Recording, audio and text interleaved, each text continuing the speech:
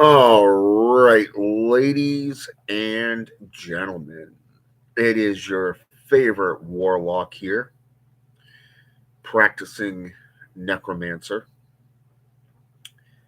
And today, I'd like to discuss with you hard work versus low yield work. It does not matter if you are performing a job as a contractor in your day to day life, or if you are in a ritual chamber performing some form of trebuchet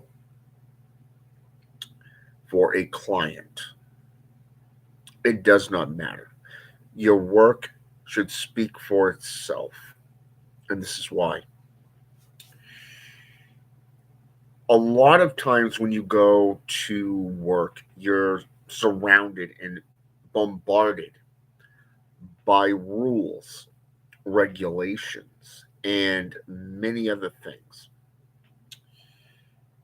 And what's ironic is it's kind of hypocrisy because up above, they don't normally go by the same rules that they try to enforce on you. Okay. But at the same time, you know, everybody drops the ball. So I want you to remember that. Everybody drops the ball at some point in their life. You're no exception. Neither am I. So here it is. I got to work this morning as an example. And I'm going to use this as an example because it's a pretty much in your face reality check when it comes to hard work. And so I got to work this morning and the lights were off. And I'm thinking to myself, okay, the baker that was supposed to open this morning has not turned on the lights yet. Well, as I rounded the corner, the baker's car wasn't there.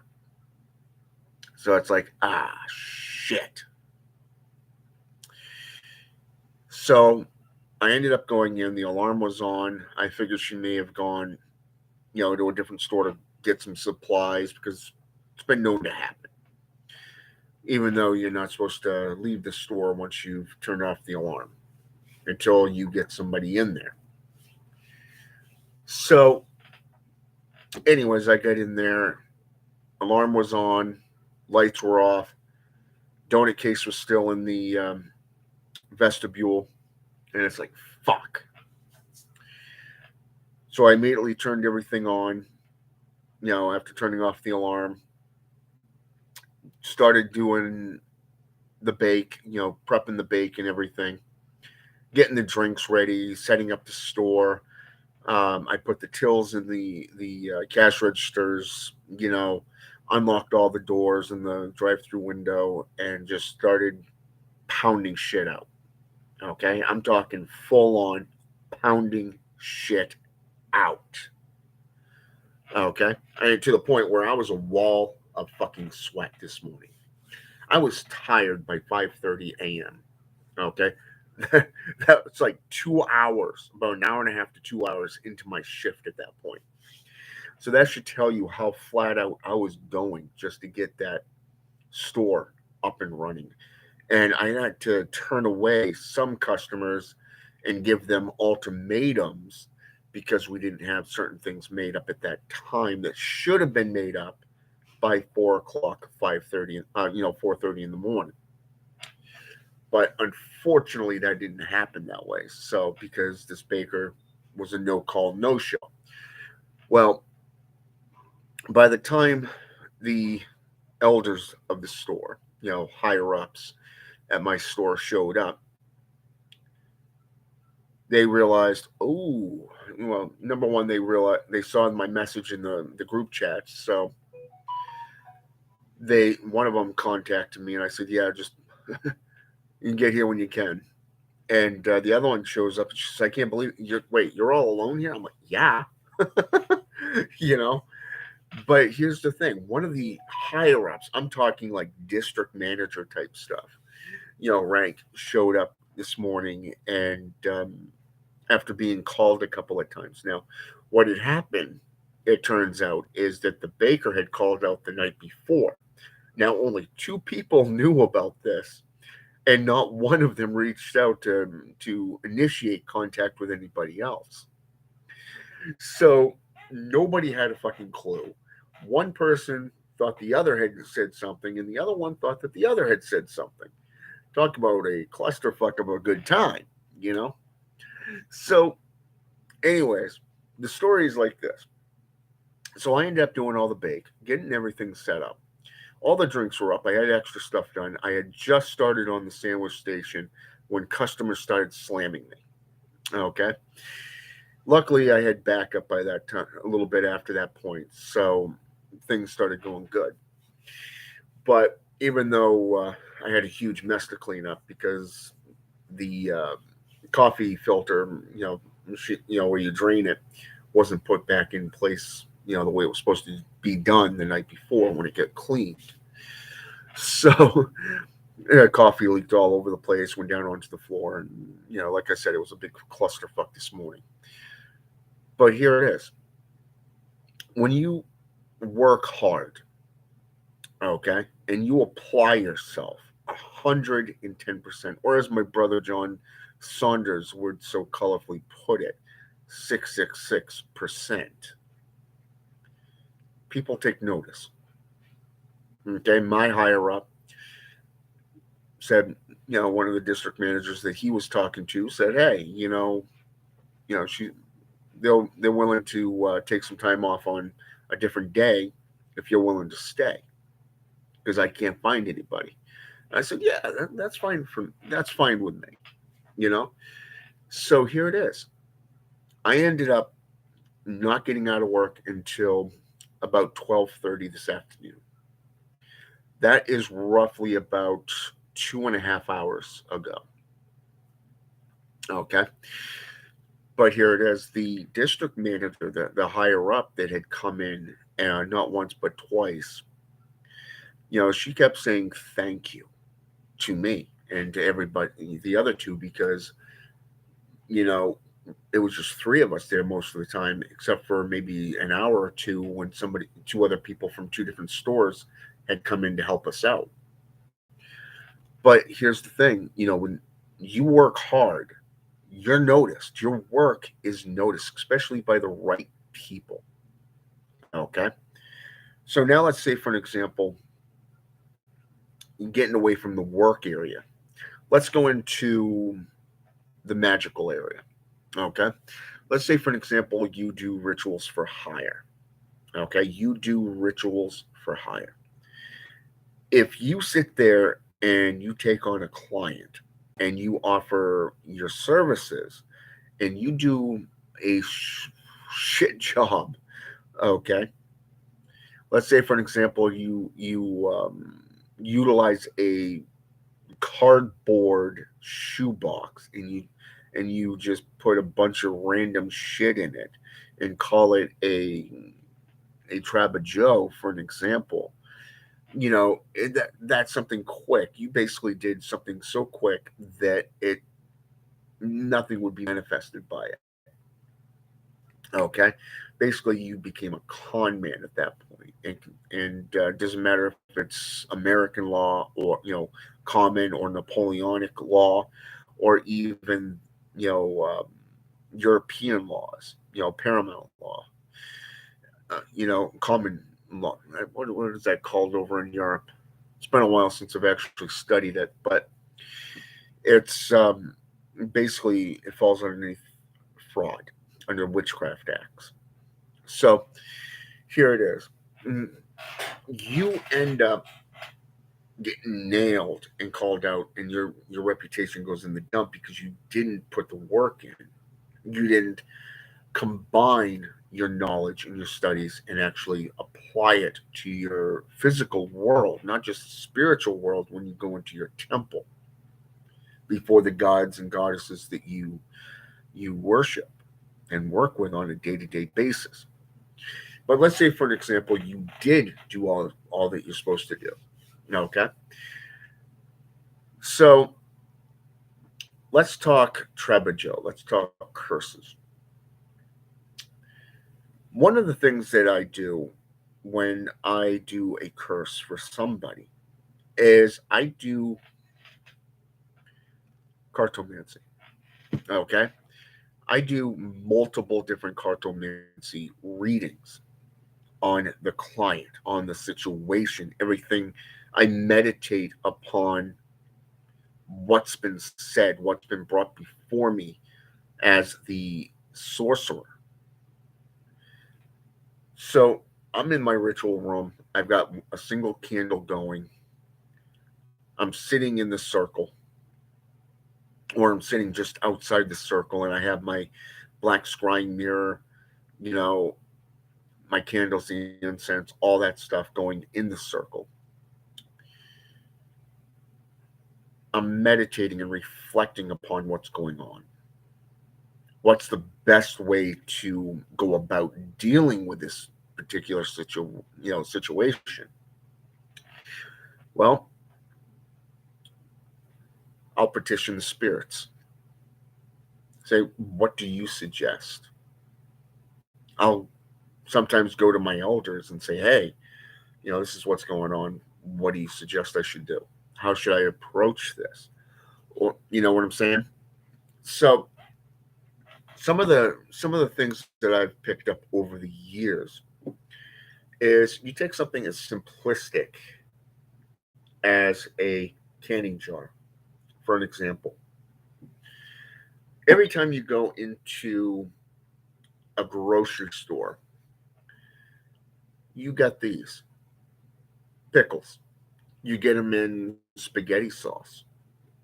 Something so trivial that people don't even consider what you can do with these.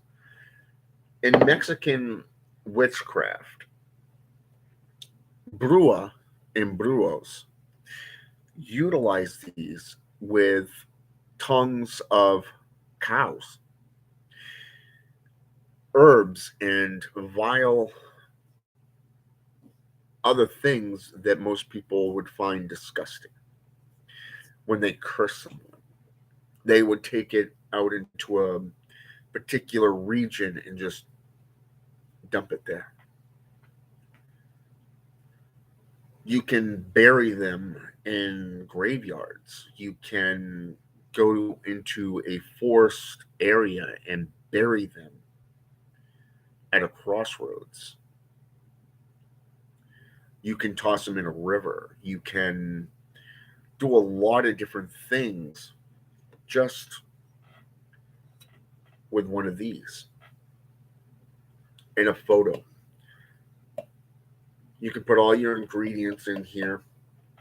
You can pour candle wax around it to seal the cover in. Let it run down the sides, sealing that essence and the intention into it. You can even go as far as drawing seals and wardings and a whole bunch of other things upon this. One of the things that I recommend is the symbol for Saturn. But I would also recommend something as cool as the triangle of evocation, perhaps even the symbol for manifestation or infestation. Draw the symbol for the black sun if it's for protection. You see, there's a lot that you can put on there. Now, one of the things that I recommend is going up to places like Hobby Lobbies. This is just a simplistic chest. Okay? Just a simplistic chest. That's all it is. Simplistic, right? This item costs roughly about $20 to $30. It's very simplistic. It locks in the front, so you can easily pour candle wax over it. You can use a marker to draw seals inside and outside. You can turn it literally into a Jewish Dybbuk box to seal all the ingredients in. I've done a few of those in my time. There's a lot that you can do. A lot that you can do. Part of doing hard work and putting your time in is taking a look at the overall ritual, the overall status quo. You see, my bosses at work, they know I'm willing to do whatever it takes to achieve victory. In fact, they've actually asked me to train people in the baking department based off my model because I can have shit done in an hour, in 20 minutes. That just leaves the rest of the bake. It takes roughly about 2 hours to do all the bake and get it done. Straight through. First hour, you're busting your ass. Once that hour's up, it's basically a cakewalk. So you're finishing up, setting up the store, and you're helping customers and, that type of stuff. But in magic, in sorcery, once you have the basics down, once you get the idea of what you're about to implement, that's where it gets interesting.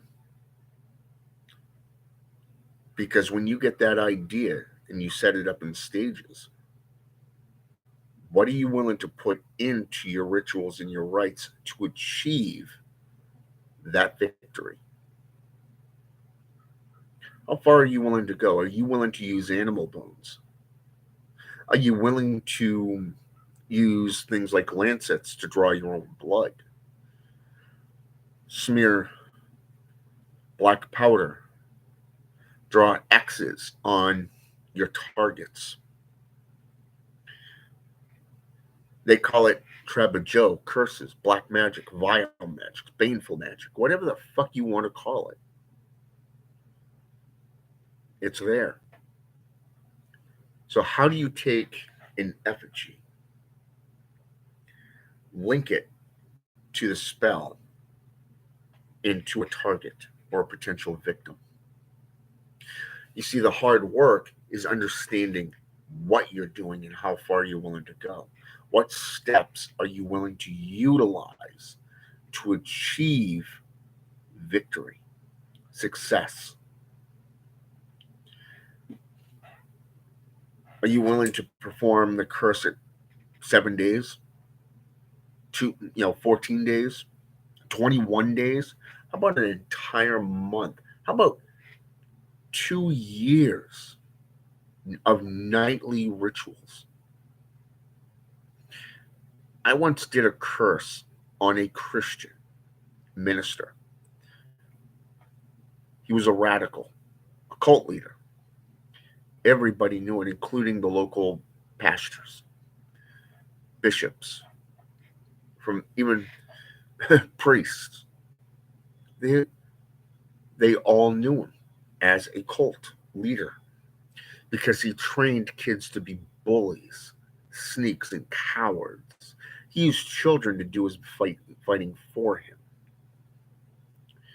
But here it is. When he attacked me, he made an error in judgment, made it personal. I spent 2 years cursing his foundation. I spent 2 years doing whatever I had to do on a nightly basis. If that meant pissing on the foundation, I did it.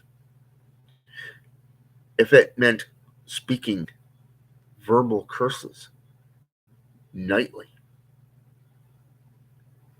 or going into that temple with an effigy, a photo of this man. I did it. And do you know what happened after that 2 years? I went by. During this time, this man dropped 1.5 million. 1.5 million that he got from other parishes to build his sanctuary. He even started a school and a daycare up on the second floor. And then one day I went to walk by and I noticed pink paper on all the doors. Turns out the place was condemned, unfit for human habitation. Now, picture yourself doing a curse nightly for 2 years straight. Every night, doing the curse, speaking it, doing this stuff for 2 years. And then all of a sudden, seeing after all that hard work that this man did, he lost it all. So he moves up the street, only to be forbidden to minister in the county. He lost his wife. He lost his newborn daughter. All because of that error in judgment. Your work should reflect on who you are so that when you build your reputation, it is built upon a firm foundation. A firm foundation. Hey, Judy. Welcome to the channel.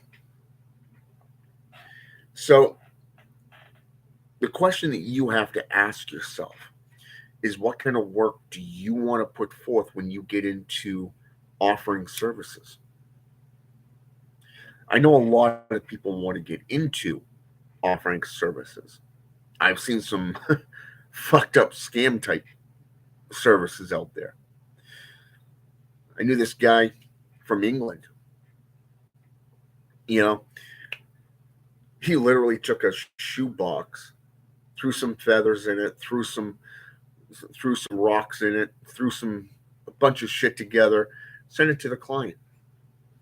Just sent it to his client. She got in contact with a friend of mine who came to me and he says, "Is this a Dybbuk box? What the fuck is this?" And I said, "Who the fuck did you get in touch with that did this?" He said the client was in contact with a voodoo practitioner from England. This individual didn't have a fucking clue what he was doing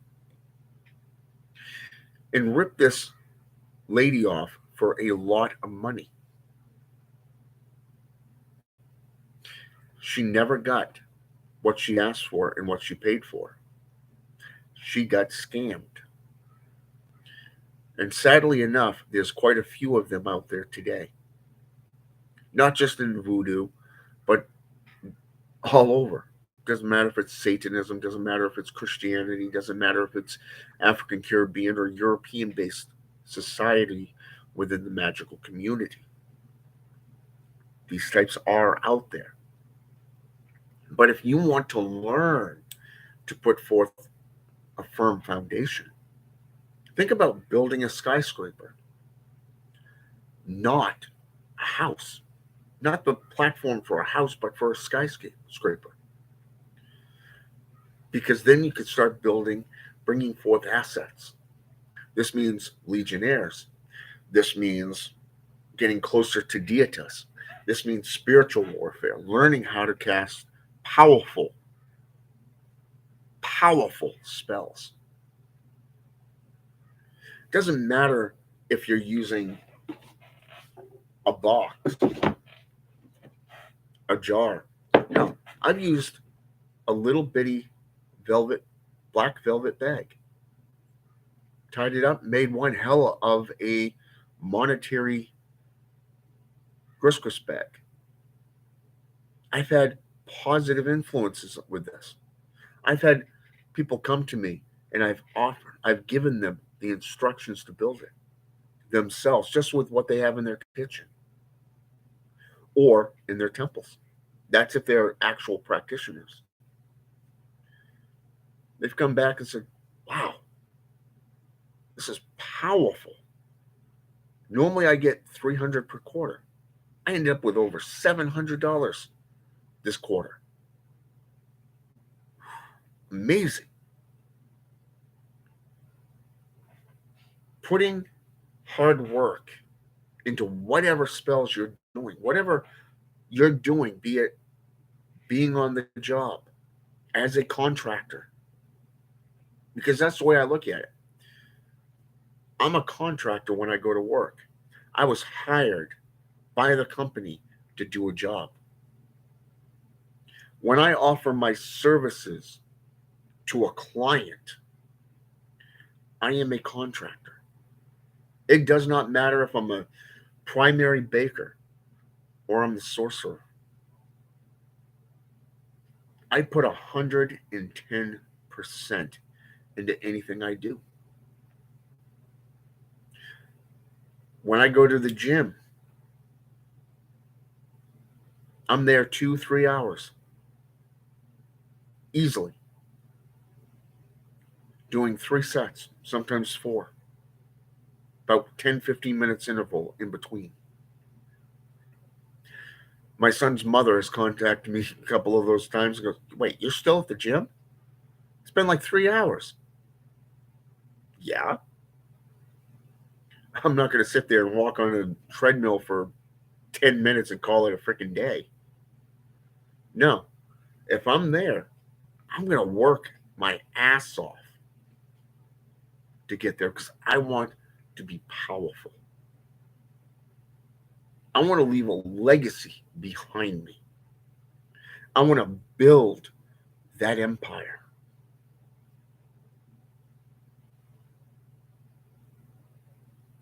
And I don't care if I'm seen as a bad guy. I don't care if I'm seen as a good guy. Because I'm too busy evolving through self-empowerment, self-betterment. Every day I'm learning. Every day I'm studying something new. But I'm not just going, okay, I'm going to do psychology today and I'm going to do, say, for example, ministry tomorrow. No. I'm going to take 3 to 6 months on one thing. 9 months now, I've been on a spiritual journey. 9 months. Daily meditation. Daily communion. Studying daily. Improving my knowledge within vile magics, wrathful magics, through psionics, spiritual warfare. One of the newest things that I've discovered is radionics. Never really got into it. But I've noticed there was certain frequencies of, say, humming, for an example. It creates a bridge, almost a hormonal tone that opens a gate. Incredible. But the thing is that the more you experiment, the more you work with it, the better off you'll be. You can't just do it one day and not the next. It's every day. 7 days a week. How many days in a month? 365 days a year. That's hard work. That's dedication. That's commitment to what you do.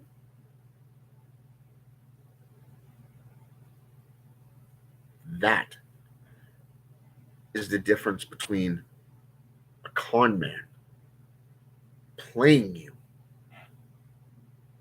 through low yield work, who's only showing up for a paycheck and doing just the bare minimal to get by. And that is somebody who's actually in it because they love it, they embrace it. That is a warrior. That is a magician. That is a sorcerer. And as a brewer, well, doesn't matter if it's herbalism, doesn't matter if I'm making powders, doesn't matter if I'm making elixirs, it doesn't matter if I'm forging new spells, it doesn't matter if I'm practicing and experimenting with current systems. I'm doing it because I love it. It's what I do. Maybe it's because I'm an Aries. I don't know. But when I look at a job, I look at it as how am I going to walk through that wall? Am I prepared to go all the way through and see it to the end? Do I see my victim laying on the ground, broken, shattered beyond repair?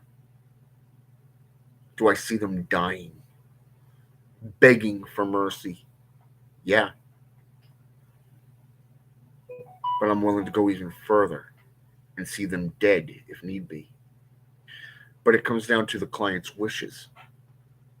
See, a lot of my clients, they don't want anybody dead. They don't want them removed permanently. They just want them out of the way, out of their lives. So I visualize that. When I look at my herbs, I look at what I'm putting forth. What do I have at my disposal in my immediate surroundings that I can get my hands on? Be it a wolf spider for its poison, for its toxins in its bite, to, say, for an example, ordering a scorpion. How about going into the woods and picking up hemlock or some kind of, Oriolander, or, either white Oriolander, maybe water hemlock, be it going to the store and pick up, rat poison or some kind of poison that I can break down and make into a powder. It would be like going to Tractor Supply and picking up a sulfur block. Right there, you have your zinc, you have your salt, and you have the brimstone powder all in one block, but you have to separate them. So you look at it from alchemy perspective. So how far are you willing to go? How far are you willing to go? What are you willing to do? That's on you. I've already seen how far I'm willing to go. And to tell you the truth, it used to scare the shit out of me. How far I'm willing to go, how dark I'm willing to go. Not anymore. After being in a relationship for 6 years, going through the trials and the tests of the last 6, 7 years, getting into darker forms of magic, getting into necromantic rites and rituals, I can tell you right now, it doesn't bother me.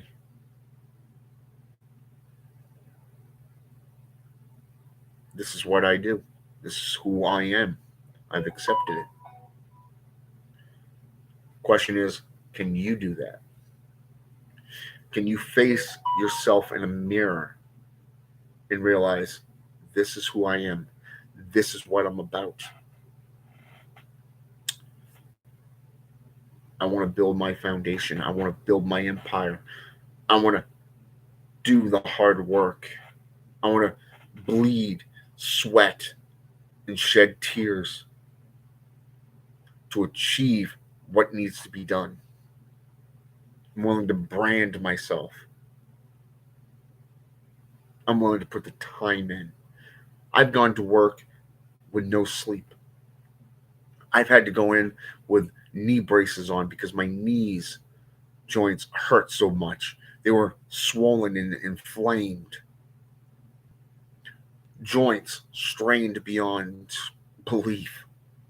Days later, they're finally releasing. But I'm still there doing what is necessary. That's hard work. But you got to decide how far you're willing to go with your sorcery. How far you're going to go at work. Are you willing to be seen as the bad guy or the bad girl? Are you willing to build a reputation, both positive and negative, to the point where you're feared, but you're also respected?